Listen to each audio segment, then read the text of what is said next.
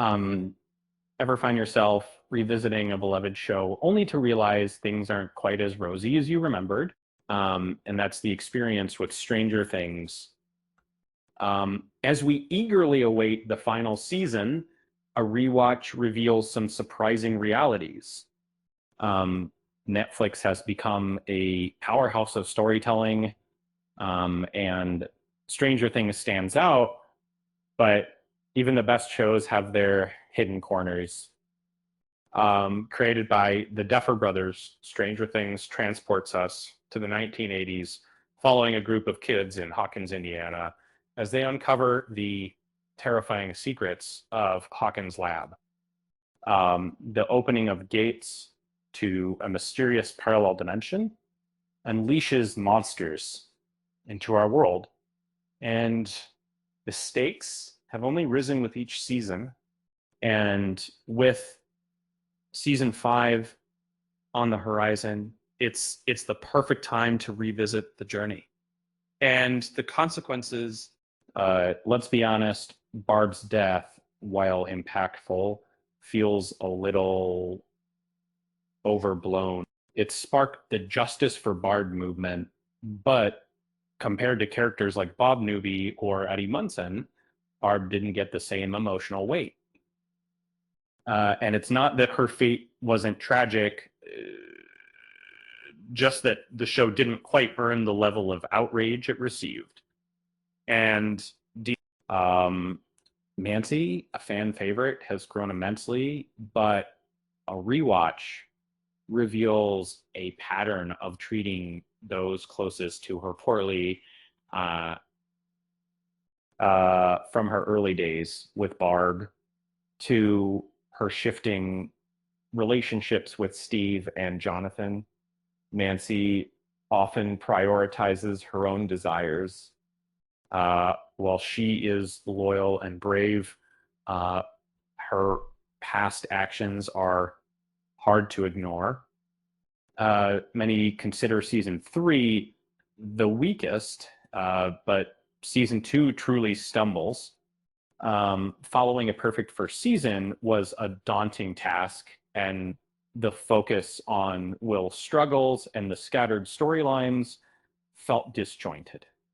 It felt like a bridge to something new, but lacked the cohesive power of other seasons. That within season 2, the weakest spot isn't Colley's storyline, but the brief encounter with Eleven's mother, Terry Ives.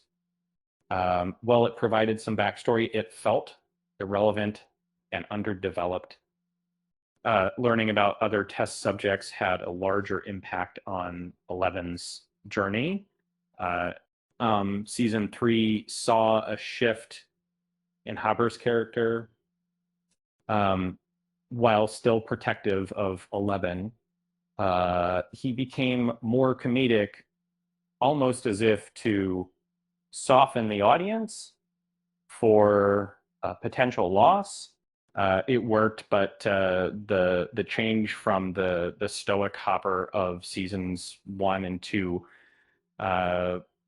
was noticeable, and season 4, while epic in scope, suffered from separating its characters. The Hawkins crew, Eleven's journey, Joyce and Murray's mission. Uh, it it all felt fragmented. While ambitious, it would have been more impactful to keep the core uh, group together for longer. As the show progresses, it's become less dark and cohesive. The initial season's unsettling atmosphere has gradually faded, uh, replaced by a more Anton action-oriented approach. Bringing everything together in the final season will be a significant challenge.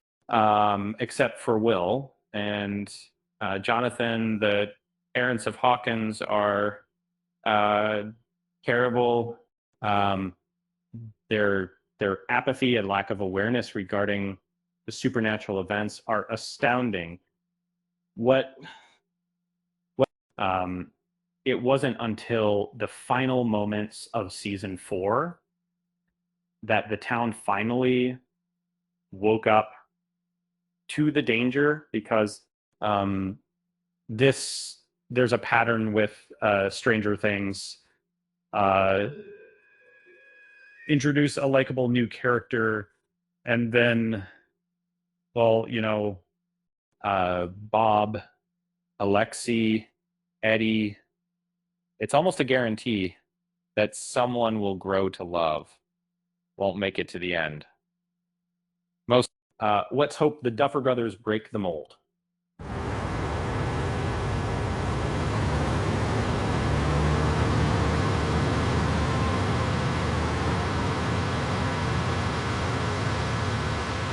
Rewatching reveals a multitude of plot holes and unanswered questions. The show has introduced many mysteries without providing satisfying resolutions. While it's unlikely every loose end will be tied up, a more cohesive finale is desperately needed. With that said, thanks for watching, and until next time, have a great day.